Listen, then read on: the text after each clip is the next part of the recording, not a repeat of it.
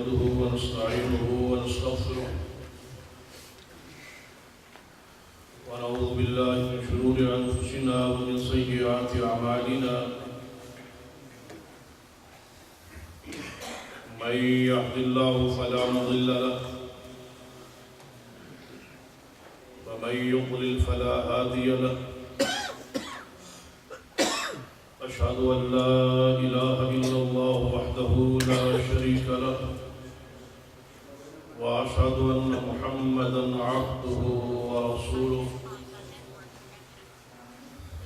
أما بعد فإن خير الحديث كتاب الله وخير الهدي هدي محمد صلى الله عليه وآله وسلم وشر الأمور محدثاتها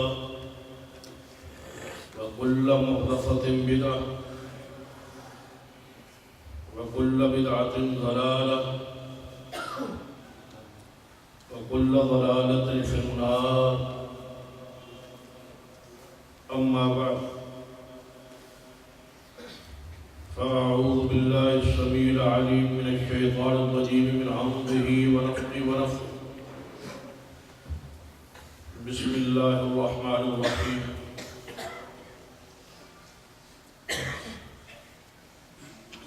لقد من الله على المؤمنين إذ بعث فيهم رسولا من أنفسهم يتلو عليهم آياته ويزكيهم ويعلمهم الكتاب والحكمة وإن كانوا من قبل لفي ضلال مبين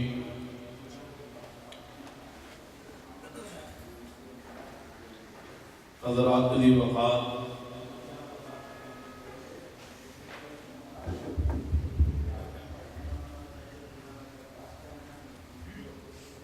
نبی اکرم صلی اللہ علیہ وسلم کی حدیث مبارکہ ہے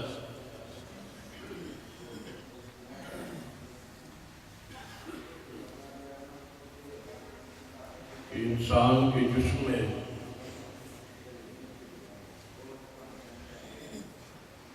ایک گوشت کا لٹکا ہے خون کا،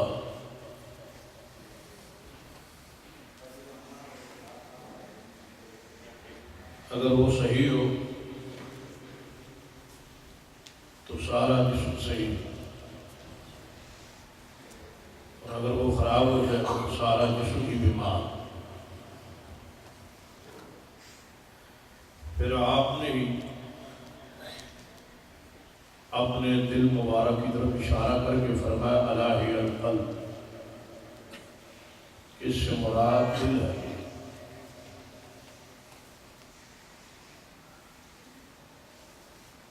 قیامت والے دن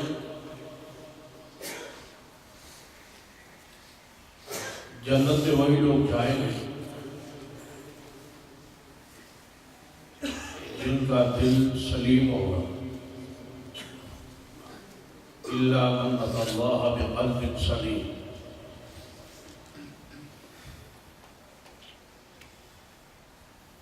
اور قلب سلیم کسے کہا جاتا ہے؟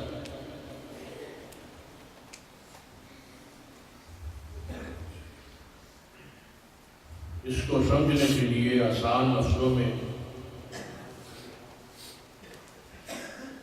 جب آپ اپنے ملک سے اس ملک میں سعودی عرب میں آتے ہیں تو آتے یہاں جو بھی ویزا پہ آتا ہے ورک ویزے پر، تو اس کا میڈیکل کیا ہوتا ہے، جو رپورٹ ملتی ہے اس کے آگے اس کو ذرا غور سے آپ پڑھا کریں۔ اہل زبان جو ہوتے ہیں وہ الفاظ کا اصل معنی جاننے والے ہوتے ہیں۔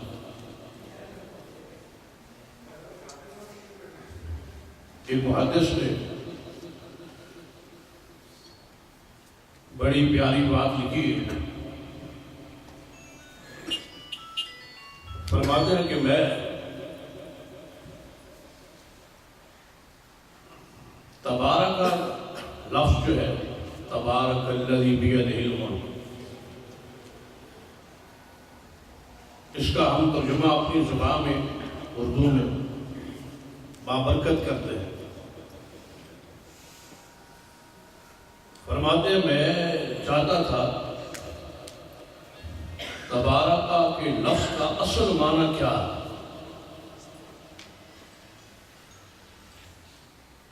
میں اس لفظ کی گہرائی تک جانا چاہتا تھا.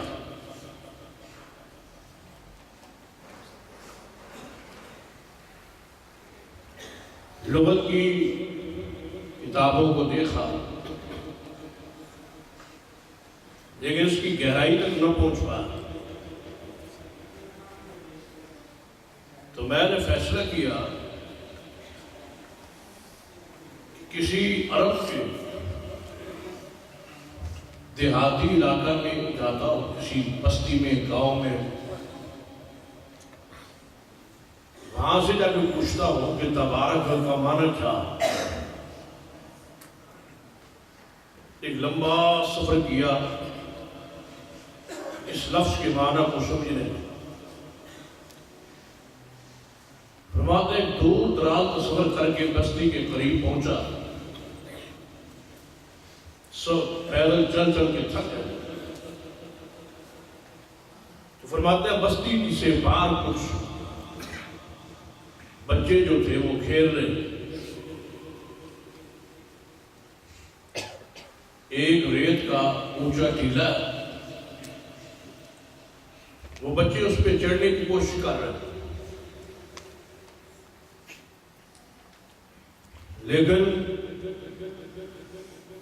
اس کی چوٹی پر پہنچ نہیں پا رہے. غور کرنا. فرماتے ہیں کہ میں بچوں کے اس کھیل کو دیکھنے کے لیے، کچھ سستانے کے لیے، آرام کرنے کے لیے قریب بیٹھا.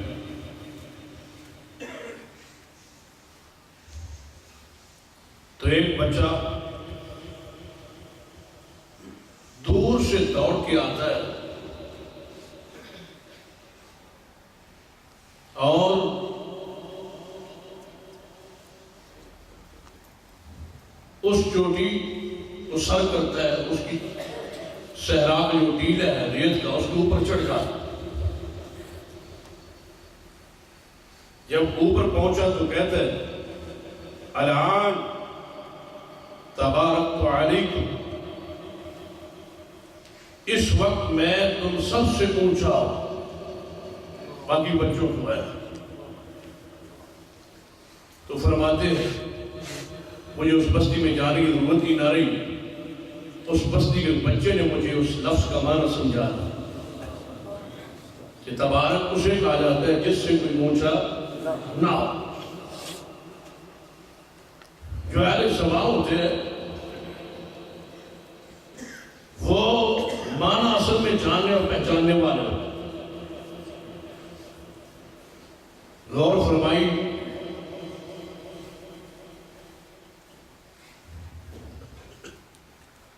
اصلاح قلب کے لیے، دل کو صحیح کرنے کے لیے، پاکیزہ کرنے کے لیے اللہ تبارک و تعالی انبیاء علیہ السلام کو مبعوث فرماتا. جسم کا یہ حصہ، یہ لوتھڑا صحیح ہو تو سارا جسم صحیح. اب جنت میں کون جائے گا؟ جس کا قلب سلیم ہوگا. تو وہ آپ کی جو میڈیکل رپورٹ ہوتی ہے ایک طرف بیماریوں کے نام لکھے ہوتے اور جو بیماری نہ ہو اس کے آگے لکھا ہوتا ہے اس بیماری کے آگے سلیم.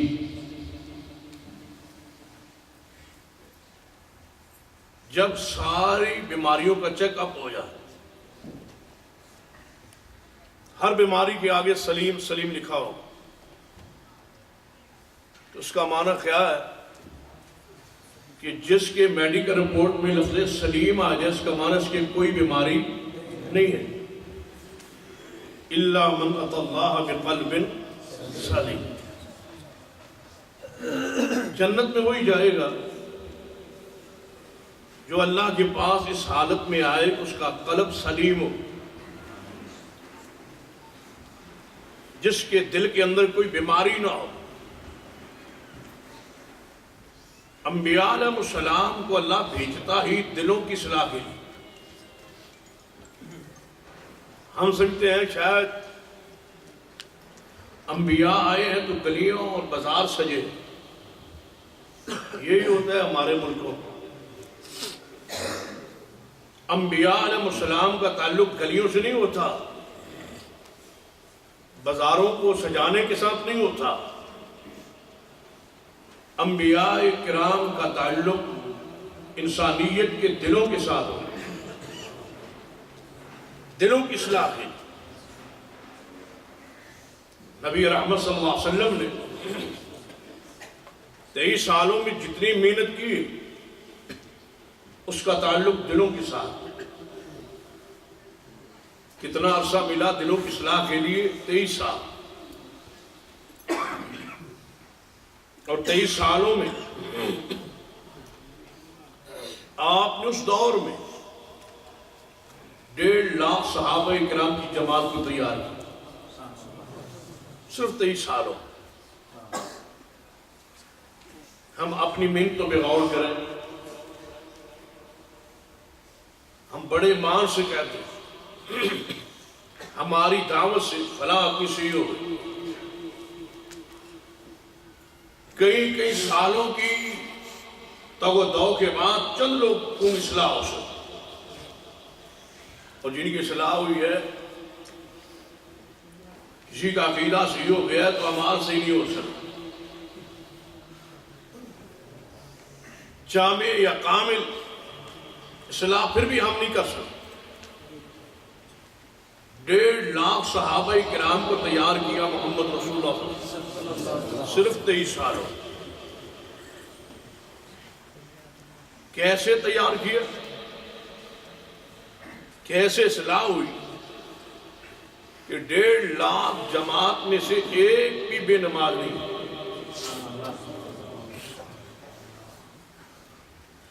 اور جو ہم تیار کر کے بیٹھے ہیں ان میں سے ایک بندہ بھی ہم ایسا پیش نہیں کر سکتے.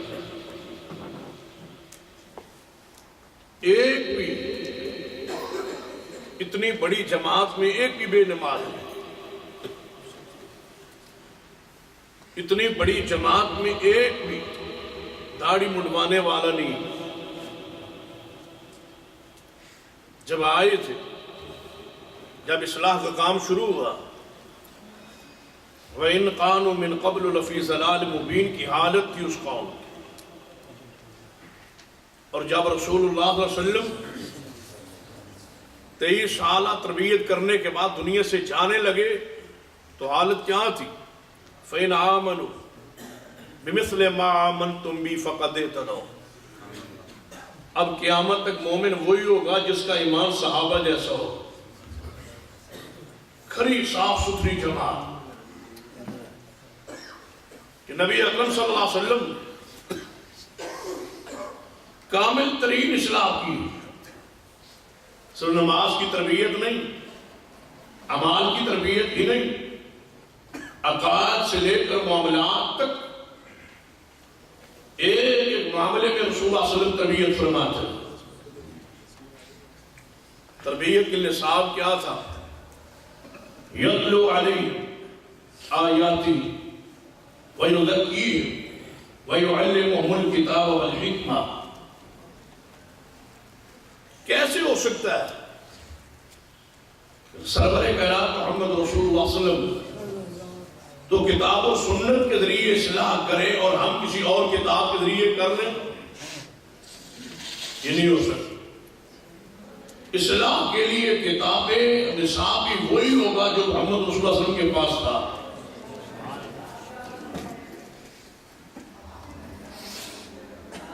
اصل میں ہمارے نصاب کو چیک کرنے کی ضرورت ہے. کسی اور چیز کا میزج تو نہیں ہوگی. کیا ہمارے پاس وہی نصاب ہے جو محمد رسول اللہ صلی اللہ علیہ وسلم کے پاس ہے؟ آپ نے 23 سالوں میں ہر برائی کو ختم کیا، کس کے ذریعے؟ کتاب و سنت، اور پھر گارنٹی دے گئے ترکت فیکم امرین، میں چاہ رہا ہوں لیکن اپنے نصاب کو چھوڑ کے جا رہا ہوں، کتاب و سنت کو تمہارے پاس چھوڑ کے جا رہا ہوں، ساتھ میری گارنٹی بھی ہے جب تک ان 2 چیزوں پر قائم رہو گے تم کبھی گمراہ نہیں ہو سکو۔ تو آئیے ذرا غور فرمائیں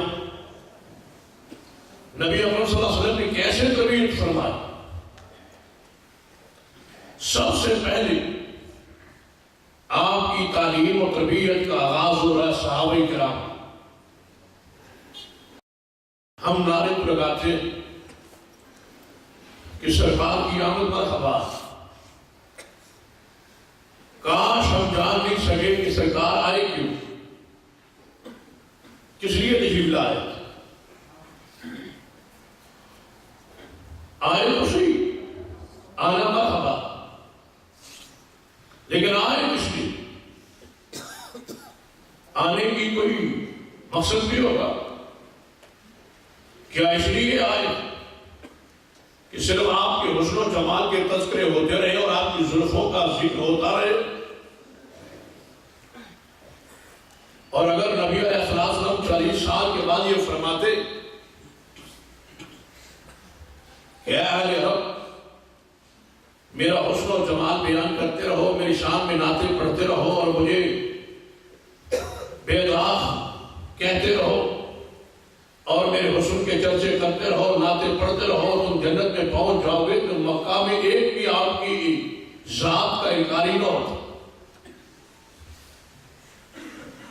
اور میرے علم کے مطابق ایک شخص بھی ایسا نہیں تھا عرب میں جو یہ کہتا ہو کہ محمد صلی اللہ علیہ وسلم حسین نہیں ہے، میرا بیٹا زیادہ حسین۔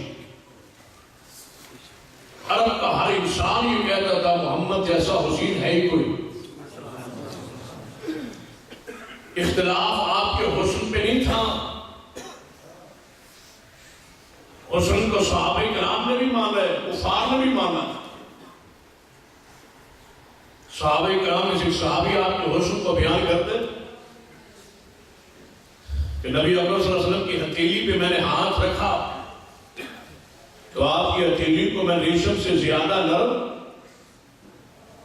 برف سے زیادہ ٹھنڈا اور آپ کی ہتھیلی کو کستوری کے سے زیادہ خوشبودار پایا۔ یہ حسن و جمال کے تذکرے حدیث میں موجود۔ صحابہ کرام نے بھی مانا اور اہل عرب نے مانا۔ اگر آپ فرماتے کہ میری دائی سیدہ حلیمہ کا ان کی آنے والی اونچنی کا ذکر کرتے رہو اور لوری پڑھتے اور سناتے رہو تو شاید کوئی بھی انکاری نہ ہو۔ اختلاف کب ہوا؟ 40 سال تک حسن کے وہ گن گاتے رہے، صادق اور امین کہتے رہے۔ اختلاف اس دن ہوا جب آپ نے فرمایا مجھے محمد بن عبداللہ ماننے والوں آؤ آج محمد رسول اللہ بھی مان لو۔ سیدہ حلیمہ کو ماننے والوں، میرے حسن و جمال کے تذکرے کرنے والوں، مانو میں محمد رسول اللہ بھی ہوں۔ اختلاف آپ کی بشریت پر نہیں تھا، اختلاف اس دن ہوا جب آپ نے اپنے پر نازل ہونے والے نور کا ذکر کیا کہ میں صرف بشر ہی نہیں ہوں، اللہ نے مجھ پر آسمان سے نور بھی نازل کیا۔ اور عجیب بات ہے ہمارے ملکوں میں آپ کی بشریت کا انکار ہوتا ہے اور بیان جب بھی ہو آپ کی بشریت کا ہوتا ہے۔ کوئی ولادت کا ذکر کرے، کوئی حسن کا ذکر کرے، کوئی کملی کا ذکر کرے، کوئی زلفوں کا ذکر کرے گا، کوئی نالین پاک کا ذکر کرے، کوئی آپ کی کملی اور جبے کا ذکر کرے گا۔ یہ کیا؟ یہ تو ساری بشریت۔ اصل اس قوم کو بشریت رسول کی ضرورت نہیں ہے، اس قوم کو ضرورت ہے اس وقت محمد مصطفیٰ جو نورانیت لے کے آئے اس کو بیان کیا جائے۔ بشریت کا تعلق تو عقیدے کے ساتھ ہے ہی، لیکن عجیب بات ہے کہ جو بشریت ماننے والے ہیں وہ نورانیت بیان کرنے پہ لگے ہوئے، اور جو نورانیت ماننے والے ہیں وہ سارے کے سارے بشریت کے بیان کرنے پہ لگے ہوئے۔ بیان بشریت ہوتی ہے اور ساتھ انکار بھی ہوتا ہے۔ ہم کہتے ہیں بشریت مانو لیکن بیان کرو مصطفیٰ صلی اللہ علیہ وسلم کی نورانیت۔ نور کیا ہے؟ آپ کی ذات جسم بشر ہے، اور یہ اللہ نے سارا سما سے 3 پارے نور کی نازل فرمایا۔ قرآن آپ پر اترا ہے، یہ نور۔ آپ کی سنت امت کے لیے کیا ہے؟ نور ہے، روشن۔ یتلو علیہم آیاتی، آپ تشریف لائے، کس لیے آئے؟ اس آیت میں آپ کی آمد کے مقاصد کو اللہ نے بھی آئے، لیکن اللہ تبارک و تعالیٰ کا پورا قرآن پڑھ لیں، ایک عجیب انداز آپ کو ملے۔ جہاں بھی پیغمبر کی شان بیان ہوگی وہاں عقیدہ پہلے بیان ہوگا۔ سارا قرآن پڑھیں، ایک آیت بھی ایسی نہیں ہے جس آیت میں شان مصطفیٰ تو ہو لیکن پہلے عقیدہ بیان نہ ہو۔ اِنَّا أَعْطَيْنَاكَ الْكَوْثَرَ، اے معبود ہم نے تمہیں ساقی کوثر بنایا۔ کس نے بنایا؟ ہم۔ پہلے اپنی طرف اشارہ کی، ہم نے بنایا، یہ شان ہم نے بخشی۔ أَلَمْ نَشْرَحْ لَكَ صَدْرَكَ، کیا ہم نے نہیں آپ کے سینے کو کھولا؟ یا ایھا النبی انا ارسلناک شاہدا ومبشرا ونذیرا وداعیا الی اللہ باذنہ وسراجا منیرا۔ اے محبوب، یہ شاہد، یہ مبشر، یہ نذیر، یہ داعی الی اللہ، یہ سراج منیرا، اتنی شانیں ہیں۔ انا ارسلناک، یہ ہم نے عطا فرمائی۔ نور والقلم وما یسطرون، ما انت بنعمت ربک بمجنون، وان لک لأجرا غیر ممنون، وَإِنَّكَ لَعَلَىٰ خُلُقٍ عَظِيمٍ۔ اے محبوب، تم اپنے رب کی رحمت و فضل و نعمت سے تم مجنون نہیں ہو، ہم نے تمہاری یہ شان بنائی ہے۔ وَإِنَّكَ لَعَلَىٰ خُلُقٍ عَظِيمٍ، تم خلق عظیم سے اوپر ہو۔ کیا مانا؟ یہاں ساری انسانیت کے اخلاق، اچھے اخلاق ختم ہوتے ہیں، وہاں میرے محمد کا اخلاقی حسن جو ہے وہ شروع ہوتا ہے۔ فرمایا محبوب، یہ شان، یہ مقام، یہ عزت ہم نے آپ کو بخشی۔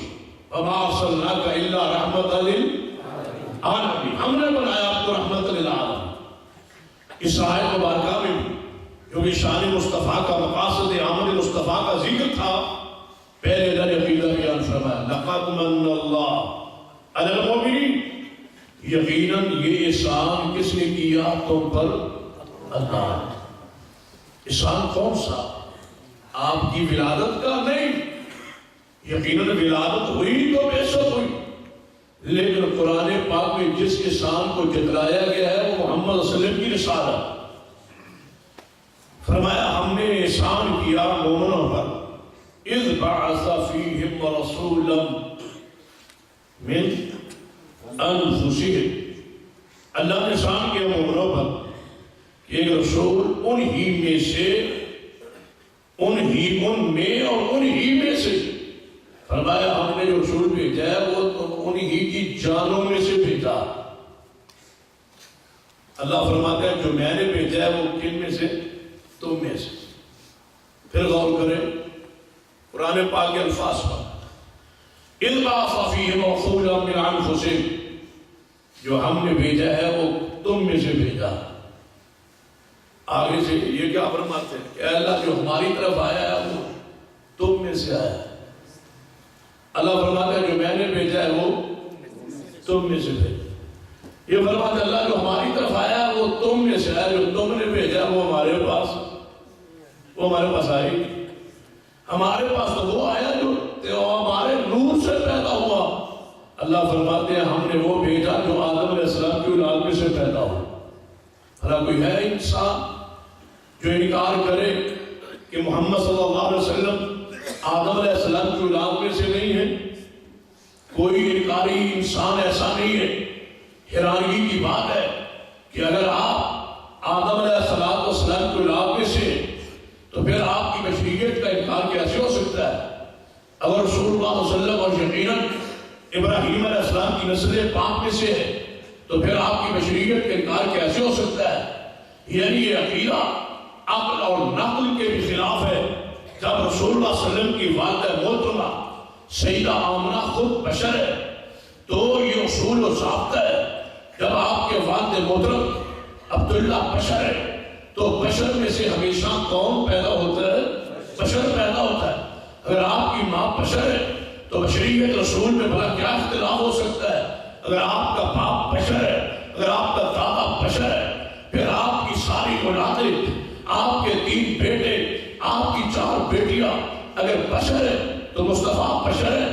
اگر آپ کی ساری ازواج بشر ہے امہات المومنین تو آپ بھی بشر ہے۔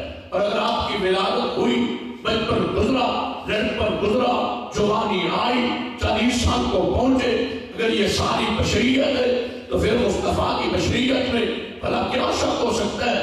اگر آپ کا لباس، آپ کی زلفیں، آپ کا جبہ پاک، آپ کا کھانا، آپ کا پینا، آپ کا چلنا، آپ کا جاگنا، آپ کا سونا، پھر آپ کا جناب زخمی ہونا، تکلیف میں آنا، دکھ میں آنا، جادو کے خلاف آپ پہ زہر ہونا، دندان کا زخمی ہونا، ایک دانت کا شہید ہونا، اور پھر آپ پر بخار کا آنا، پھر آپ پر موت کا پیغام آنا، اور آپ کا روضہ رسول قبر مصطفیٰ پر جانا، اس بات کی دلیل ہے کہ میرے محمد کی بشریت میں کوئی شک نہیں۔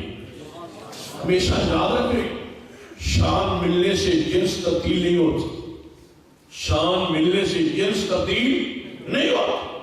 ایک آدمی پڑھ جائے تو کیا اس کی جنس بدلے گی یا شان بدلے گی؟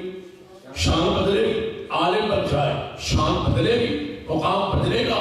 امام بن جائے شان اور مقام بدل جائے گا، جنس نہیں بدلے گی۔ ایک شخص متقی بن جائے شان بدل جائے گی، جنس نہیں بدلے گی۔ ایک شخص محدث بن جائے شان بدل جائے گی، لیکن جنس نہیں بدلے گی۔ ایک شخص انبیاء کا صحابی بن گئے، شان بدل جائے گی، جنس نہیں بدلے گی۔ اللہ کسی کو چن کے اپنا نبی بنا دے، جنس نہیں بدلے گی، شان بدل جائے۔ کہ میرے محبوب جناب محمد صلی اللہ علیہ وسلم آپ جیسا اللہ کی مخلوق میں کوئی ہے نہیں، یہ شان ہے، یہ مقام ہے۔ لَقَدْ مَنَّ اللَّهُ عَلَى الْمُؤْمِنِينَ، اللہ نے مومنوں پہ احسان کیا، اِذْ بَعَثَ فِيهِمْ رَسُولًا مِنْ أَنفُسِهِمْ، کہ ان میں ایک رسول بھیجا، محمد صلی اللہ علیہ وسلم رسول بھیجا۔ کس لیے بھیجا؟ آپ کی آمد کے مقاصد کیا تھے؟ فرمایا یتلو علیہم آیاتی، آپ آئے تھے قرآن کی آیات پڑھنے کے لیے۔ کیوں آئے قرآن کی آیات پڑھنے کے لیے اور اپنی قوم کو پڑھانے کے لیے۔ یتلو علیہ، ان پر قرآن پڑھنے کے لیے تشریف لائے۔ لیکن کبھی سوچا ہے آپ، نعرے تو ہم نے لگائے کہ سرکار کی آمد مرحبا، لیکن کبھی سوچا ہے آئے کس لیے؟ یتلو علیہم آیاتی، قرآن پاک کی آیات کی تلاوت کرنے آئے۔ کتنے سال قرآن پڑھا؟ 23 سال۔ اس انسانیت پہ قرآن پڑھا، زندوں پر یا مردوں پر؟ ہم کس پر پڑھتے ہیں؟ مردوں پر، اس لیے کہ مردے نہ سننے کے قابل اور نہ آگے سے بولنے کے قابل۔ جو مسیح پڑھتے رہے قرآن کون سا انہیں بولنا ہے؟ جب زندوں کے سامنے قرآن پڑھا جائے، عربی جانتا ہوگا تب بھی بولے گا، اردو سمجھتا ہوگا قرآن کا معنی تب بھی بولے۔ زندوں پہ قرآن پڑھنا انتہائی مشکل ہے۔ سرور کائنات محمد رسول اللہ صلی اللہ علیہ وسلم کہ پر ایمان لائے سیدنا عبداللہ بن مسعود رضی اللہ تعالی، کہنے کہ یا رسول اللہ صلی اللہ علیہ وسلم میں ایمان لایا ہوں، مجھے وہ کام سونپے جو آپ کے دین میں سب سے مشکل ہو۔ فرمایا عبداللہ جاؤ فلاں قوم پہ رب کا قرآن پڑھو۔ عبداللہ بن مسعود گئے، واپس آئے، خون بہ رہا تھا۔ فرمایا عبداللہ کیا ہوا؟ فرمایا ان پہ قرآن پڑھو، انہوں نے پتھر مارے۔ فرمایا عبداللہ میرے دین میں سب سے مشکل کام ہی قرآن کو پڑھنا ہے، زندوں پہ قرآن پڑھ۔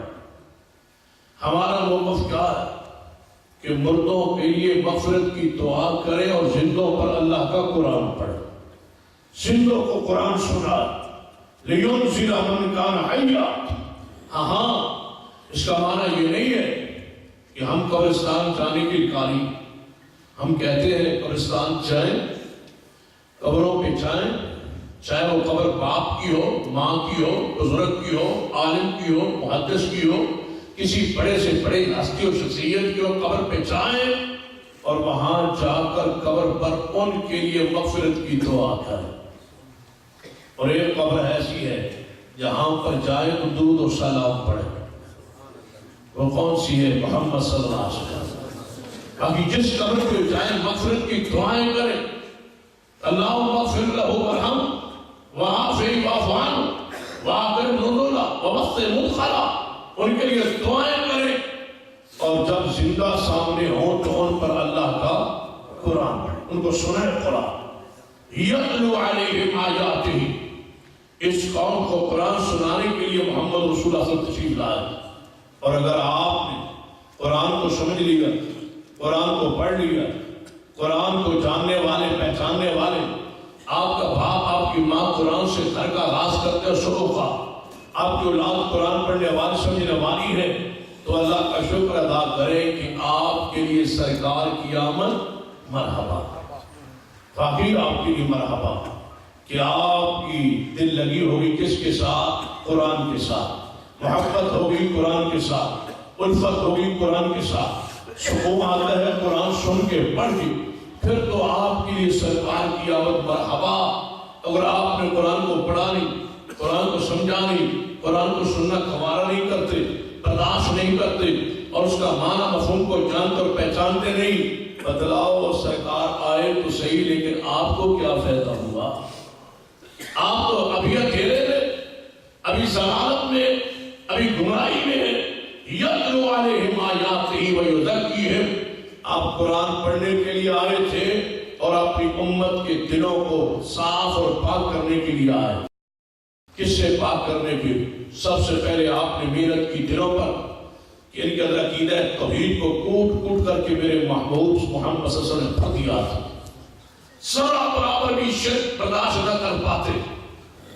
اور اگر کہیں بھی ایک روایت سنیے جو صحیح بخاری میں رسول اللہ صلی اللہ علیہ وسلم مکہ مکرمہ سے مدینہ رسول تشریف لا رہے، ہجرت کر مدینہ طیبہ میں داخل ہونے لگے، صحابہ کرام اور انصار اور ان کی بیٹیاں بچیاں پہل مدینہ سے نکل آئے استقبال رسول کے۔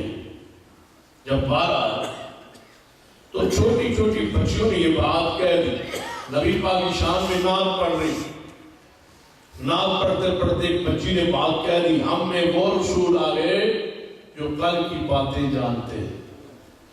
بس اتنا ہی سنا رسول اللہ صلی اللہ علیہ وسلم، نہیں اتنا بھی لفظ بھی برداشت کیا کہ چلو میں تو ابھی آ رہا ہوں، ابھی داخل ہو رہا ہوں، آہستہ آہستہ تربیت ہو جائے گی، چھوٹیاں بچیاں ہیں، بڑی ہو جائیں گی تو عقیدہ صحیح ہو جائے گا۔ نہیں، اسی وقت روکا اور ٹوکا، فرمایا بیٹیو یہ بات نہ کہو، وہ جو پہلے میری شان میں نعت پڑھ رہی تھی وہ پڑھتی رہو، یہ جملہ نہ کہو، کیونکہ کل کی باتیں صرف میرا رب جانتا ہے، میں محمد نہیں جانتا، میں تو وہی کو جانتا ہوں جو آسمان سے مجھ پہ وہی آ رہا۔ دنیا میں کوئی ایسا پڑھا لکھا انسان نہیں جو یہ ثابت کر سکے کہ نبی اکرم صلی اللہ علیہ وسلم نے کبھی فرمایا ہو کہ آج میں نے جو مسئلہ آپ کو بتلایا ہے یہ وہی سے پہلے میں نے بتلا دیا ہے، وہی نہیں آئی اور میں بتلا رہا ہوں، میں اس مسئلے کو خود جانتا ہوں، آسمان سے وہی نہیں آئی اور میں آپ کو بتلا رہا ہوں، نہیں، بیسیوں ایسے واقعات ہیں، کئی دن نہ جواب دیا جب تک آسمان سے وہی نہیں آ، اور جب وہی آ جائے وہ غیب نہیں رہتا۔ مثلا میں پاکستان سے آیا ہوں، اگر کوئی پاکستان کی خبر آپ کو سنا دوں تو میں کیا وہاں سے جو دیکھ کے سن کے آیا وہ آپ کو خبر بتلا دوں تو کیا میں غیب جانتا ہوں؟ اور وہاں یہاں سے اٹھ کے جب آپ اپنے دوستوں کے پاس جائیں گے اور یہ خبر میرے سے سنی ہوئی آپ وہاں بتلائیں گے تو آپ غیب جانتے ہیں؟ کیوں آپ کہیں گے یہ بات ہم نے ان سے سنی؟ میں اس لیے بتلا رہا ہوں کہ میں نے یہ خبر خود سن کے آیا یا دیکھ کے آیا یا اس مسئلے کو اس طرح سمجھ۔ اگر آج میں آپ کے سامنے ایک صحیح البخاری کی حدیث پڑھوں، پہلے وہ حدیث آپ کے علم میں نہ ہو تو آپ غیب نہیں جانتے۔ وہ حدیث میں نے آپ کو سنائی، میں غیب جانتا ہوں نہیں، میں نے وہ حدیث صحیح البخاری میں پڑھی تب سنا۔ پھر امام بخاری غیب جانتے ہوں گے؟ نہیں، انہوں نے یہی حدیث اپنے استاد سے سنی اور فرمایا حدثنا، میں نے یہ حدیث پڑھا اپنے استاد سے سنی۔ کیا ان کے استاد غیب دان ہوں گے؟ نہیں، وہ فرماتے ہیں یہ حدیث میں نے اپنے استاد سے سنی۔ ان کے استاد کیا غیب دان ہے؟ نہیں، وہ فرماتے ہیں یہ حدیث میں نے اپنے استاد سے سنی۔ کیا وہ غیب دان ہے؟ نہیں، وہ فرماتے ہیں یہ حدیث میں نے ایک تابعی سے سنی۔ کیا تابعی غیب دان ہے؟ نہیں، وہ فرماتے ہیں یہ حدیث میں نے صحابی رسول سے سنی۔ کیا صحابی رسول غیب دان ہے؟ نہیں، وہ فرماتے ہیں یہ حدیث میں نے رسول اللہ سے سنی۔ کیا رسول اللہ غیب دان ہے؟ فرماتے ہیں نہیں، یہ حدیث میں نے جبریل سے سنی۔ جبریل فرماتا ہے مجھے عالم الغیب اللہ نے عثمان سے خبر دے کہ محمد کے پاس بھیجا۔ تو جب جو کچھ بھی بیان کیا وہ کس کی وجہ سے بیان کیا؟ وَمَا يَنْطِقُ عَنِ الْهَوَىٰ إِنْ هُوَ إِلَّا وَحْيٌ يُوحَىٰ۔ تو پھر غیب دان کون ہوا؟ اللہ۔ اللہ کے علاوہ کوئی غیب دان نہ ہوا نہ ہے۔ یہ شان، یہ مقام، یہ عزت، یہ عظمت میرے رب کی ہے۔ تو یاد رکھے رسول اللہ نے فوری اصلاح فرمائی، تزکیہ فرمایا، عقیدہ توحید کے اندر صحابہ کرام اتنا پختہ کیا۔ ہم تو ڈگمگا جاتے ہیں نا جب بھی تکلیف، بیماری، پریشانی ہو۔ آخر دیکھو نا 4-5 سال ہو گئے شادی نہیں ہوئی، کوئی مسئلہ تو ہے، کوئی مسئلہ تو ہے، تعویذ ڈال لیں۔ اور جن سے تعویذ لیا ہے ان کی اپنی اولاد نہیں ہے، جن سے جا کے لیا ہے وہ خود اولاد سے معروم۔ بتلاؤ قرآن پاک اس لیے نازل ہوا؟ کیا ابراہیم علیہ السلام 86 سال یا 100 سال کے قریب تک پہنچ پا گئے لیکن اولاد نہ ہوئی؟ اور ساری کائنات کے سردار، اکرم الخلق، اللہ کی ساری مخلوق سے بیٹی عزت والے وہ محمد صلی اللہ علیہ وسلم ہیں۔ ان کے اپنے 3 بیٹے ہوئے، بچپن میں اللہ نے فوت کر کے بتلا دیا کہ یہ سب کچھ میرے اختیار میں ہے، کسی اور کے اختیار میں نہیں۔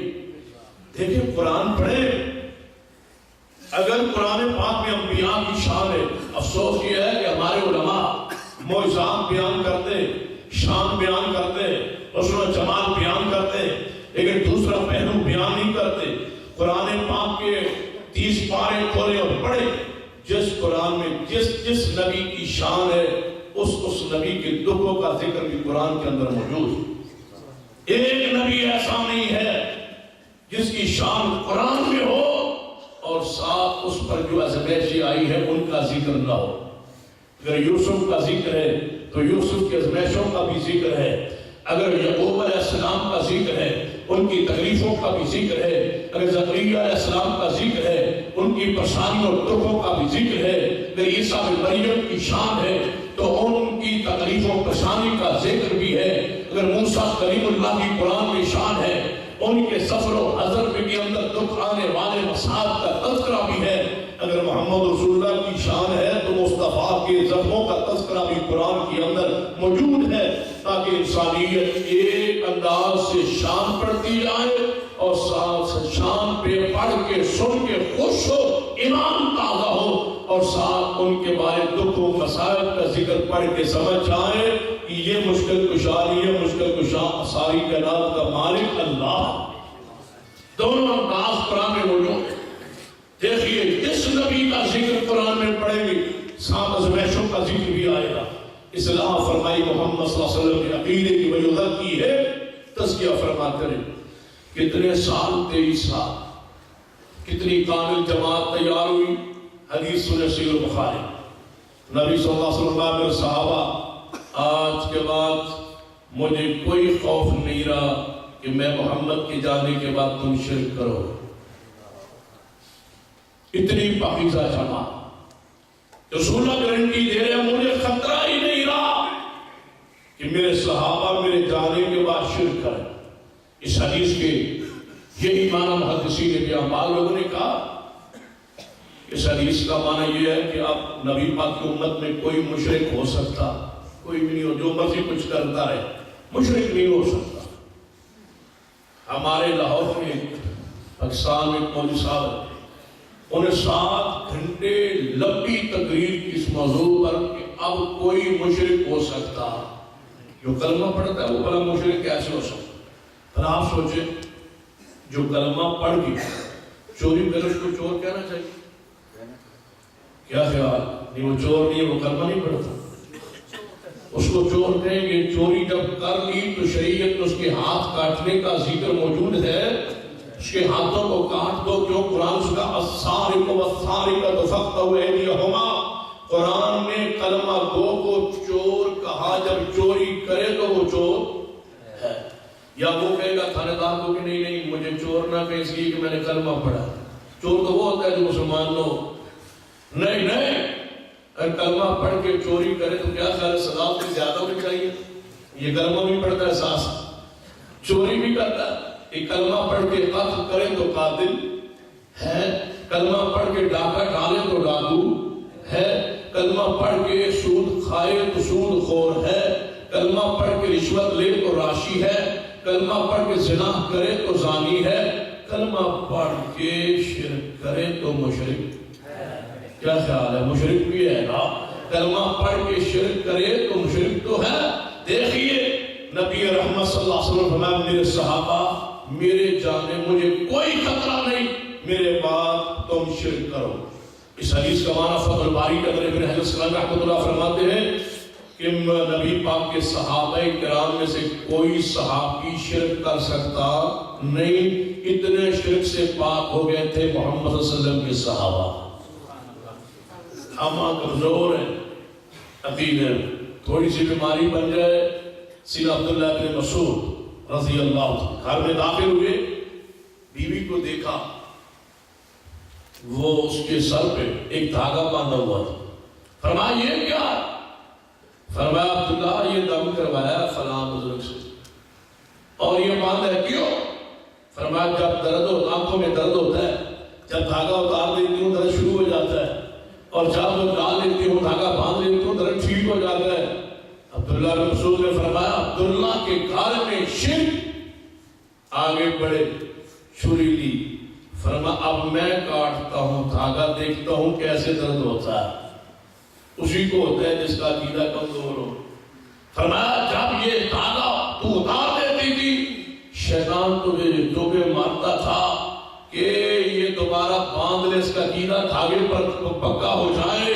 اب میں کاٹ رہا ہوں، اللہ کی قسم جتنا اللہ نے پیارا آسمان سے تعویذ نازل کر دیا ہے، اس کے علاوہ اور تعویذ کی ضرورت کیا ہے؟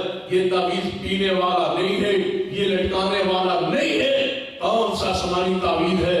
قل اعوذ برب الفلق، قل اعوذ برب الناس، معوذتین پڑھا کرے۔ یہ پڑھنے والا تعویذ ایسا ہے، اس کو صبح و شام پڑھا کرے، اللہ ہر بیماری سے، ہر عذاب سے، ہر جادو سے محفوظ فرما دے۔ یہ ہے قرآن کا آسمان سے اترا ہوا، اس سے آپ پناہ مانگے۔ کس کی پناہ مانگیں گے؟ قل اعوذ، کیا مانا ہے؟ اے محبوب فرما دیجئے میں پناہ مانگتا ہوں کس کی؟ رب کی۔ کون پناہ مانگ رہا ہے؟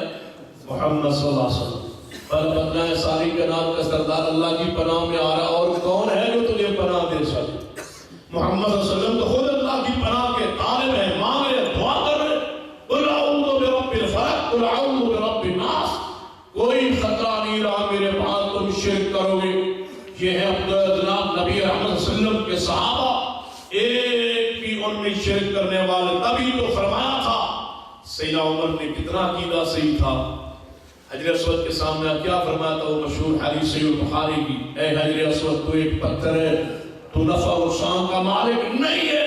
یہ تربیت ہے، یہ تزکیہ ہے محمد رسول اللہ صلی اللہ علیہ وسلم۔ یہ سمجھا گیا مجھے عقیدہ، یہ جنت سے آیا ہوا پتھر نفع و نقصان کا مالک، تو پھر کوئی فروزہ بھی نفع و نقصان کا مالک نہیں ہے۔ کوئی پتھر، کوئی کڑا، کوئی امام زامن، کوئی چھلا، کوئی کڑا، کوئی چیز نفع و نقصان کی مالک نہیں ہے. نفع و نقصان کس کے اختیار میں؟ اللہ کے اختیار. اب تو لوگوں نے اچھی اچھی گاڑیاں لے کے اس پہ پرانا جوتا باندھ آگے پیچھے. کہتے ہیں میں نے پوچھا کہ یہ جوتا جو باندھتے ہو اس کی کیا حکمت ہے؟ پہلے کہ یہ جوتا باندھ لیا جائے تو نظر نہیں لگتی.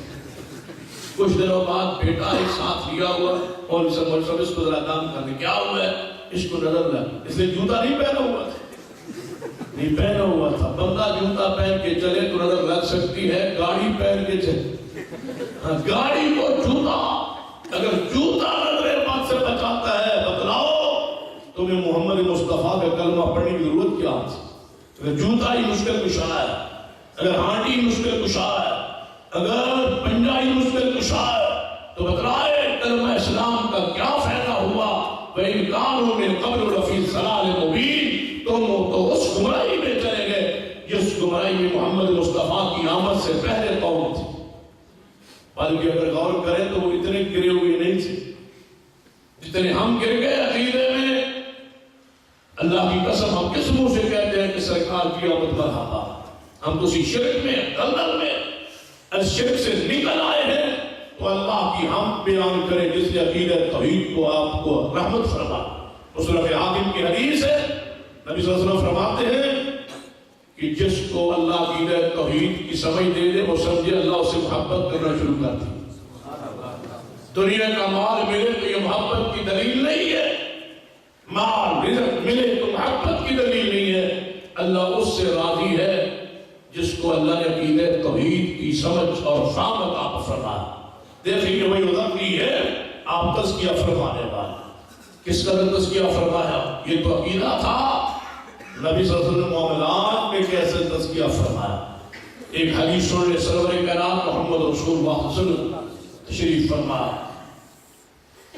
ایک مہمان آیا، نبی صلی اللہ علیہ وسلم صحابہ اس مہمان کو دیکھا، اپنے گھروں میں پہلے پیغام بھیجا. آپ کی کتنی بیویاں تھیں؟ 9 ازواج مطہرات موجود ہے، 9 گھروں میں پیغام بھیجا. ایک مہمان آیا ہے، اس کے لیے کوئی کھانا موجود ہے؟ 9 بیویوں کے گھر سے جواب آیا ایک مہمان، کوئی کھانے کے لیے بھی گھر میں کچھ نہیں. کیسا گھر ہے جس میں ایک بندے کے کھانے کے لیے گھر کھانا موجود نہیں ہے، اور لیکن اس سے فقیرہ گھر بھی اللہ کی زمین پر شان کھانے سے کوٹیوں سے نہیں ملتی. شان اسی کو ملتی ہے جس کو اللہ اپنے لیے پسند فرما. نبی صلی اللہ علیہ وسلم نے اپنے گھروں میں پیغام بھیجا، کھانے کے لیے کچھ ہے کچھ نہیں. اب دنیا کس کا دیا کھاتی ہے؟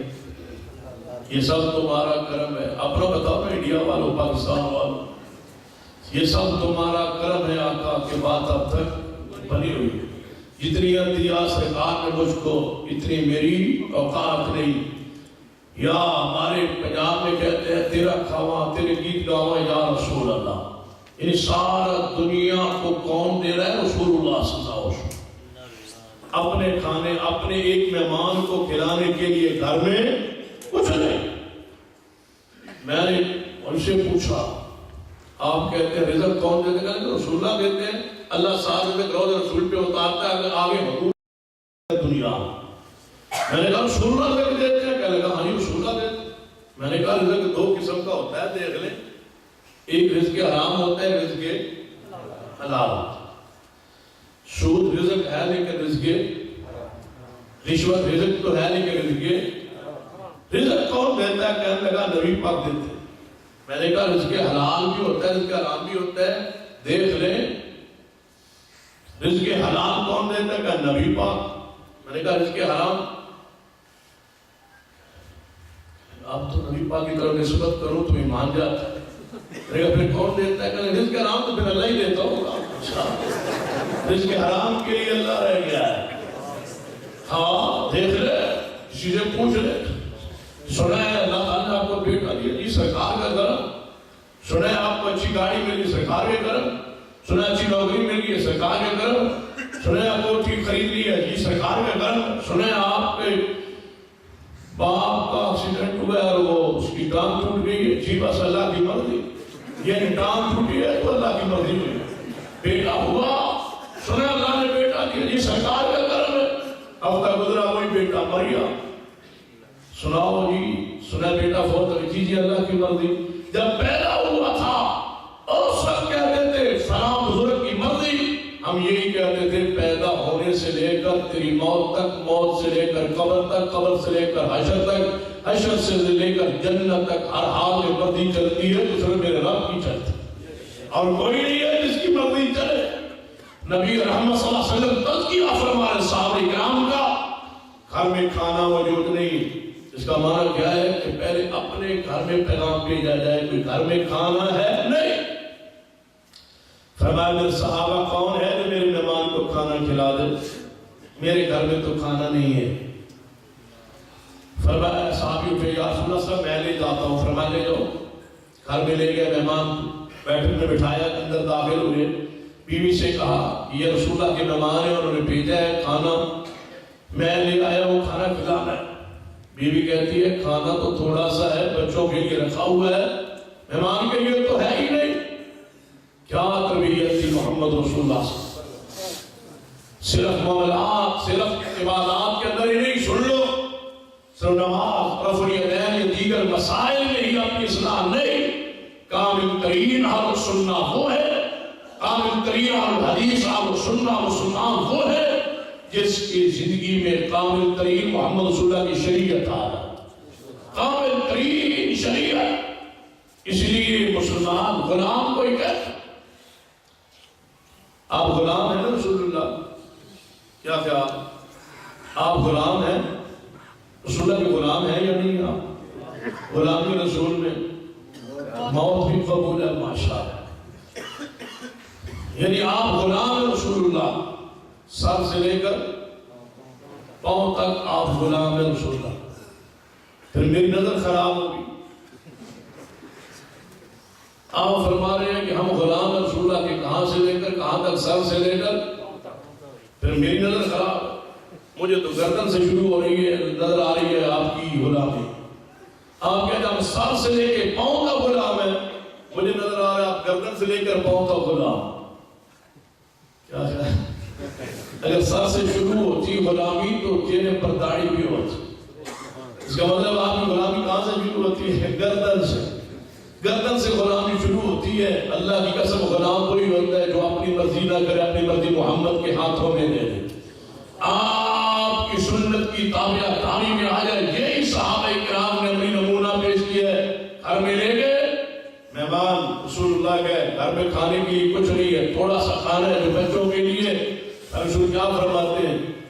بچوں کو تھپکی دے کے سلا دو، ہانڈی چولہے پہ رکھ دو، بچے یہ سمجھیں گے، کتنے بچے ہوں گے وہ عمر میں جو یہ سمجھیں گے کہ کھانا ہمارے لیے فخر ہے، اس کا مطلب ہے چھوٹے ہی عمر میں یہ سو جائیں گے۔ جب بچے سو جائیں گے مہمان کو کھلا دیں گے، اللہ آسمان پہ راضی ہو جائے۔ معاملات کی پیغمبر نے کیسا تذکیہ فرمایا صحابہ کرام کا، بچوں کو سلا دیا گیا، جب بچے سو گئے بیوی کہتی ہے پھر آپ کیا کریں؟ فرمایا اس طرح کرنا، کھانا لگا دینا، دسترخوان لگا دینا، کمرے میں رکھ دینا، جب ہم کھانے لگے تو بتی کو بند کر دینا، اندھیرے میں مہمان کھا لے گا، میں ویسے ہی ہاتھ اور منہ ہلاتا رہوں گا، مہمان سیروں میں کھا لے گا، اللہ راضی ہو جائے۔ ایسے ہی کیا، صبح رسول اللہ کے پاس خدمت میں مہمان کو لے کے حاضر ہوئے، آپ نے دور سے دیکھ کی مسکرا پڑے، فرمایا حضرت مسکرا کیوں رہے؟ فرمایا جو کچھ آپ نے رات کو کیا آسمان سے وہ تم ہمارے پہنچنے سے پہلے خبر آ گئی ہے، اللہ نے آسمان پہ مسکرا اٹھا ہے جب تم نے یہ کام کیا، یہ کامل ترین جماعت ہے، کامل ترین استاذ کی جناب محمد رسول اللہ صلی اللہ علیہ وسلم۔ فیلقی ہمت کے نفس دل میں دنیا کی چاہت، خواہش، محبت سب کچھ ختم کر دیا۔ دیکھیں آپ کی میں اس کی مثال دیا کرتا ہوں، دیکھیں سیدنا لوگ کیوں کہتے ہیں صحابہ کرام کو بے وقوف ہو گئے، نعوذ باللہ، انہوں کما من صبح ایسے مان لائے جیسے صحابہ مان لائے، جیسے بے وقوف لوگ یہ مان لائے۔ کیوں کافر صحابہ کو بے وقوف کہتے تھے؟ آج بھی اگر کوئی شخص ایسا عمل کرے جیسے صحابہ کرتے تھے، اور میں کہا کرتا ہوں اللہ کی قسم جب تک آپ کو دنیا پاگل بیوقوف نہ کہے سمجھو کہ تم نے مصطفیٰ کی اتباع کا حق ہی ادا نہیں کیا۔ حق ہی تب ادا ہوتا ہے دنیا میں یہ تو بیوقوف ہو گیا، دنیا کو چھوڑ گیا، اس پر دین سوار ہو گیا، یہ محمد رسول اللہ کا مطیع و فرما بردار ہو گیا۔ دیکھیے جب سیدنا آج کی اگر کچھ یہاں سے اٹھے اور گھر میں جائے اور سارا سامان گھر سے اٹھائے، بستر چارپائی اور سب کچھ لے کے آئے اور کہے میں جا کے یہ اللہ کی راہ میں خرچ کر رہا ہوں، دے رہا ہوں، بندے کیا کہیں گے؟ شام تک تو ہمیں ملا تھا، بالکل نارمل محسوس ہوتا تھا، اچانک ہی کہیں دماغ خراب ہو گیا، بس ٹھیک ہے اللہ کی راہ میں دینا ہے، کوئی 500 کوئی 100 دے آئے، یہ گھر کا سارا سامان۔ سوچیں ذرا پیچھے جائیں، جب صدیق گھر سے سارا سامان لے کے نکلا ہوگا تبھی تو لوگ کہتے تھے یہ تزکیہ رسول اللہ کا، نہ مال کی فکر نہ اولاد کی فکر، سب کچھ ذہن پہ سوار ہو گئے۔ کون؟ محمد رسول اللہ صلی اللہ علیہ وسلم کی اتباع، آپ کی اطاعت، ویزکی ہے تزکیہ نفس فرمایا رسول اللہ صلی اللہ علیہ وسلم نے صحابہ کرام کا۔ اور کیسے تزکیہ فرمایا؟ صحابی رائے سنجیدہ ایک پیغام سنے، نبی صلی اللہ علیہ وسلم تشریف فرما، ایک شخص آیا کہتا ہے یا رسول اللہ صلی اللہ علیہ وسلم مسلمان ہونا چاہتا ہوں، میری شرط ہے۔ فرمایا شرط کون سی؟ کہنے لگا زنا کا عادی ہوں، زنا کی اجازت چاہیے اور مسلمان ہوتا۔ کیسے کھڑے لوگ ہیں، یہ نہیں ہے کہ کلمہ پڑھ لیتا ہوں بعد میں سب کچھ چلتا رہتا ہے۔ اگر ہو جاتا، اگر ہمارا ماحول انڈیا پاکستان سے ہو کے آتا تو شاید یہ سب کچھ ہوتا رہتا، اور کلمہ پڑھنے کے بعد اپنی مرضی ہے نہیں، کھڑے صاف ستھرے لوگ ہیں، یا رسول اللہ زنا کا عادی ہوں، اجازت ہے اسلام قبول کرنے کے بعد زنا کی اجازت؟ فرمایا نہیں، کیسا تزکیہ رسول اللہ صلی اللہ علیہ وسلم کا ہے۔ فرمایا میرے قریب آ جاؤ، محبوب تمہارے اخلاق کی قربان، ناراض نہیں ہوئے۔ فرمایا قریب آ جاؤ، قریب ہو گئے۔ فرمایا تم پسند کرتے ہو تمہاری کوئی بہن، بیٹی، بیوی، ماں، خالہ، پھپھو کے ساتھ کوئی زنا کرے؟ یا رسول اللہ میں آپ پسند کرتا ہوں۔ فرمایا جس کے ساتھ تو بدکاری کرے گا کیا وہ کسی کی ماں نہیں ہوگی؟ کسی کی بہن اور بیٹی اور وہ خالہ نہیں ہوگی؟ کسی کی بھتیجی اور بھانجی نہیں ہوگی؟ جی ہاں یا رسول اللہ، مجھے سمجھ آ گئی ہے، دعا کر دے اللہ میرے دل کو پاک کر دے۔ اللہم اغفر ذنبہ وطہر قلبہ، اے معصر فرجہ، اے اللہ اس کے گناہوں کو معاف کر دے، اس کے دل کو پاک کر دے، اس کی شرمگاہ کو پاکیزہ بنا دے۔ صحابی رسول فرماتے ہیں کلمہ پڑھ لیا، سال زندگی دعائے رسول کے بعد کبھی زنا کا خیال بھی دل میں پیدا نہیں ہوا۔ وَيُذَكِّي ہے میرے محبوب نے دل کو ایسا پاکیزہ بنایا کہ ابو بکر رضی اللہ تعالیٰ عنہ مکہ میں جا رہے، مدینہ سے مکہ کی طرف، مکہ کی گلی میں چل رہے ہیں، وہ عورت زمانہ جاہلیت و زمانہ کفر میں جس کے ساتھ ناجائز تعلقات رہے، اسے دیکھ لیا، کہنے لگی ابو مرثد ہو؟ جی ہاں، آج ہمارے گھر میں کوئی اور بندہ نہیں ہے، جس طرح پہلے آیا جایا کرتے تھے، آ جاؤ۔ فرمایا اب نہیں آ سکتا، اس لیے کہ مصطفیٰ کا کلمہ پڑھ لیا۔ دوستو سنو، یقیناً آپ میں سے کچھ ساتھی ایسے ہوں گے اور یا آپ کے اپنے ملکوں میں یا اپنے دوستوں میں آپ کی جناب اولادیں، بیٹیاں اور بیٹے ہوں گے، تو میرے اس پیغام کو آپ ذہن میں لے جائیں، بٹھا دیں۔ ہر وہ شخص جو یہ چاہتا ہے، جو جوان یہ چاہتا ہے کہ کل میری شادی ہو، میرا نکاح ہو، تو میرے گھر میں وہ عورت آئے جس نے پہلے بدکاری نہ کی۔ کیا ہر بندے کی یہی خواہش ہے نا کہ جس عورت سے میرا نکاح ہو اس نے بدکاری نہ کی ہوئی ہو؟ سنو، تم اپنی زندگی کو داغ سے پاک کر لو، اللہ تمہیں ایسی بیوی عطا فرما۔ اور اگر چاہتے ہو کہ تمہاری بیوی تو پاکیزہ ہے اور تم گندے ہو، الخبیثات للخبیثین، گندے مردوں گندی عورتیں گندے مردوں کے لیے اور گندے مرد گندی عورتوں کے لیے، یہ کیسے ہو سکتا ہے کہ تم تو داغدار ہو، تم تو زانی و بدکار ہو، تمہارے گھر میں جو آئے وہ پاکیزہ ہو؟ ایسا نہیں ہو سکتا۔ من زاق زہقا، من فعل فعلا، من زنا زنینا، یہ تو عدلے کا بدل ہے۔ اگر آج گناہ کرو گے وقت آئے گا یہ سزا تمہارے گھر والوں کو بھگتنا پڑے گا۔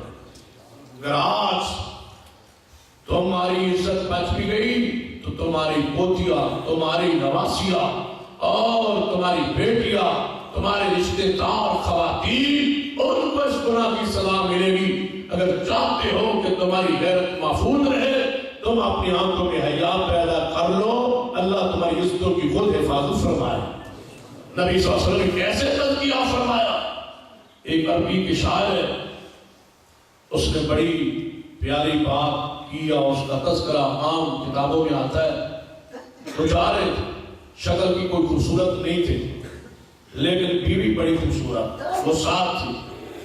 راستے میں جا رہے ایک آدمی نے دیکھا، بڑا معروف مشہور و معروف شاعر جا رہا ہے، جو معروف آدمی ہوتا ہے اس کو لوگ دیکھ کے پہچان جاتے ہیں۔ پہچان کے قریب ہوا تو بڑا خوبصورت جوان تھا۔ جب عورت نے دیکھا، اپنا شوہر تو خوبصورت نہیں تھا، اس کی طرف دیکھا تو بڑی غور سے وہ دیکھنے لگی، وہ اس کی طرف دیکھنے لگا۔ تو شاعر غیرت والے تھے، اس نے وہی اپنی بیوی کو طلاق دے۔ جب طلاق کہہ دی، وہ اس کو دیکھ رہی ہے، وہ اس کو دیکھ رہا ہے، طلاق دے۔ اس نے پوچھا میرا قصور و جرم؟ وہ کہتا ہے اللہ کے بندے، تو نے خواہ خواہ اپنی بیوی کو طلاق دے دی، کہے گا سن لو، جب کھانے میں مکھیاں گر جائیں، بھوک بھی ہو تو دل نہیں چاہتا، جب شیر کے سامنے کتا نہانے لگے پانی میں تو شیر وہاں سے گندا پانی نہیں پیتا۔ اللہ نے مجھے غیرت بخشی ہے، جب اس نے غیرت کو دیکھ لیا، اس کو بار بار دیکھنے لگی، اب میری غیرت برداشت نہیں کرتی کہ یہ میرے گھر میں رہے۔ انسان کو غیرت مند ہونا چاہتے ہو غیرت، بے غیرت انسان جنت میں نہیں جائے۔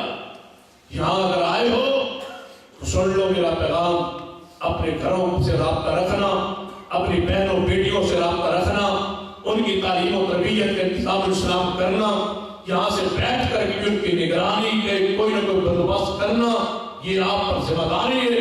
کتنے ہیں وہ لوگ جو بیرون ملک آئے لیکن پیچھے ان کی عزتیں برباد ہو گئی، عزتیں لوٹ لی گئی، صرف پیسے کمانے کے لیے یہاں رہنا اور غیرت کا سودا کر دینا، یہ مسلمان مومن کے لیے مناسب نہیں ہے۔ ہاں دوسرے ملک میں رہنا شریعت میں جواز ہے، پھر آپ اس ملک میں ہیں جہاں دین کے نفاذ ہے اور حدود اللہ کا نفاذ ہے اور عقیدہ توحید یہاں غالب ہے، یہ اللہ کی رحمت ہے، اللہ کا فضل ہے۔ لیکن یہاں دین کا ایک نیکی کا ماحول آپ کو میسر ہے، لیکن اس کے ساتھ ساتھ اپنی بیٹیوں بہنوں کی طرف پیچھے نگاہ رکھیے، اپنی غیرت کو سنبھالیے۔ نبی اللہ صلی اللہ علیہ وسلم اسی غیرت کے تنفیذ کے لیے دنیا میں تشریف لائے تھے، وہ عزت کی ہے۔ اور آخری بات سن لیجیے، انسان سے گناہ بعض دفعہ ہو بھی جاتا ہے، لیکن اس گناہ کا کرنے کے بعد انداز کیا، رسول اللہ صلی اللہ علیہ وسلم نے کیسے تربیت فرمائی۔ یہ نبی صلی اللہ علیہ وسلم کے صحابی ہیں، سیدنا ماعز بن مالک رضی اللہ تعالیٰ، ان سے گناہ ہو گیا، زنا کر بیٹھے، شادی شدہ تھے۔ جب زنا ہو گیا خود چل کے رسول اللہ کے پاس آئے۔ ہم تو گناہ کر کے چھپاتے ہیں نا کہ بچ جائیں، سزا سے رشوتیں دیتے ہیں اور طرح طرح کے حدود اللہ سے بچنا چاہتے ہیں۔ یہ خود چل کے آئے، کسی نے گناہ کرتے دیکھا نہیں، کسی نے پکڑا نہیں، آئے یا رسول اللہ مجھے پاک کر، مجھے گناہ سے پاک کر۔ فرمایا کیا ہوا؟ یا رسول اللہ میں زنا کر بیٹھا۔ جانتے ہو زنا کسے کہتے ہیں؟ جی ہاں یا رسول اللہ۔ فرمایا میرے صحابہ لے جاؤ، گڑا کھود کے اس کو اس میں گدر پرو کے پتھر مار کے اس کو ختم کر دو۔ کون سی چیز ہے؟ گرفتار نہیں کیا ہوا، ہتھکڑی نہیں لگی ہوئی، رسی میں نہیں باندھا ہوا، خود چل کے آیا، خود چل کے ساتھ جا رہا۔ صحابہ اکرام نے گڑا کھودا، گڑا کھودنے کے بعد اس کو اس کے اندر پرویا، خود چل کے اس کے اندر داخل ہوا، پتھر مارنے شروع کیے، صحابہ نے پتھر لگے، فوت ہو گیا۔ صحابہ یا رسول اللہ فوت ہو گیا ماعز۔ فرمایا اس کو میت کو نکالو، غسل دو، غسل دیا گیا، کفن پہناؤ، کفن پہنایا گیا۔ نبی رحمت صلی اللہ علیہ وسلم صحابہ نے کیا یا رسول اللہ جنازہ، یہ آپ کی 23 سال زندگی میں پہلا واقعہ تھا کہ کسی نے پر زنا کی حد جاری ہوئی۔ اب جتنے واقعات ہوئے اس کے بعد ہوئے، آپ نے فرمایا جنازہ میں محمد صلی اللہ علیہ وسلم نہیں پڑھاؤں گا، اس کو بغیر جنازے کی دفن کر دو۔ جنازے کے بغیر دفن کر دیا گیا۔ 2 یا 3 دن گزرے، صحابہ اکرام مسجد نبوی میں بیٹھے نماز کے انتظار میں، تو کسی صحابی نے کہہ دیا واہ ماعز، تمہارے گناہ چھپا ہوا تھا، زہر نہ کرتے، اللہ سے معافی مانگ لیتے، اللہ رحمت فرما دیتا، معاف کر دیتا۔ کتنے اپنے آپ کو تکلیف کی آپ کے حوالے، پتھر کھائے، جنازہ ہوا نہیں ہے، سزا بھگت رہے ہوگے، جہنم میں چلے گئے ہوگے، اس قسم کی باتیں ہو رہی ہے۔ دوسرا صحابی کہتا ہے یار نہ کرو اس طرح باتیں۔ صحابی رسول نے سن لو یہاں میری بات، شاید کل کے درس میں صحابہ اکرام کی عظمت کے حوالے سے میں انشاءاللہ گفتگو کروں گا، کہ یہ بات ذہن میں آپ بٹھا لیں۔ وہ صحابی ہے جس سے زنا کا ارتکاب ہوا، اس کو برا کہنے کی اجازت نہیں ہے۔ صدیق کو کیسے برا کہا جائے جس نے زمانہ جاہلیت میں بھی کبھی زنا نہیں کیا؟ وہ کبار صحابہ کرام جن کے ذریعے اللہ نے اس دین کو، اسلام کو نافذ کیا۔ اور سن لو اگر صحابہ کرام سے خطائیں نہ ہوتی، صحابہ کرام سے یہ خطائیں واقع نہ ہوتی، دین آسمان سے نازل تو ہو سکتا تھا لیکن دین نافذ نہیں ہو سکتا تھا۔ کیوں؟ اس لیے کہ جن پر نازل ہوا وہ تو گناہوں سے پاک تھے، دین نافذ کیسے ہو سکتا تھا؟ اللہ نے گویا صحابہ کرام سے کچھ خطائیں کروائیں تاکہ محمد صلی اللہ علیہ وسلم کے ہاتھوں دین کا نافذ ہو جائے۔ صحابہ کرام پھر بھی دین کے کام آئے، صحابہ کی غلطیاں وہ بھی دین کے کام آئی، دین کے نفاذ کا وہ سبب و ذریعہ بنے۔ ان کی مغفرت و رحمت کی دعائیں کیا کریں، وہ مغفور و مرحوم ہے، وہ جنت کے حقدار ہیں، وہ جنت کے وارث ہیں۔ جنت ان کے لیے بنائی گئی ہے، ہمارے لیے نہیں۔ ہمیں تو ملے گی محمد کے صحابہ کے پیار کی وجہ سے، ہمیں تو جنت ملے گی ان کے اتباع کی وجہ سے۔ جنت بنائی گئی ہی صحابہ کرام کے لیے ہے۔ کیوں؟ قرآن کے الفاظ ہیں السابقون الاولون من المہاجرین والانصار والذین اتبعوهم بإحسان رضی اللہ عنہم ورضوا عنہ وأعد لهم جنات۔ جنت ان کے لیے بنائی گئی ہے، ہمیں تو ملے گی اس وجہ سے کہ ہمارا عقیدہ محمد کے صحابہ جیسا ہوگا، ان کے اتباع کی وجہ سے، ان کی محبت کی وجہ سے، ان کی پیروی کی وجہ سے، ان سے عقیدت کی وجہ سے۔ دیکھیے صحابی رسول ہے، صحابہ کرام کے درمیان اختلاف رونما ہوا۔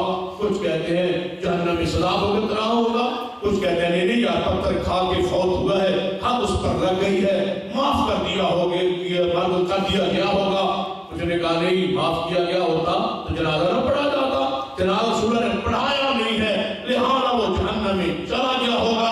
ابھی یہ پاس کا سلسلہ جاری ہے، آسمان سے جبریل آ گئے، رسول اللہ صلی اللہ علیہ وسلم اپنے حجرہ پاک میں ہیں، فرمایا جبریل پہنچے، فرمایا محبوب اللہ سلام فرما رہے تھے اور فرماتے تھے ذرا آسمان کی طرف نگاہ تو اٹھاؤ، کیا ہوا؟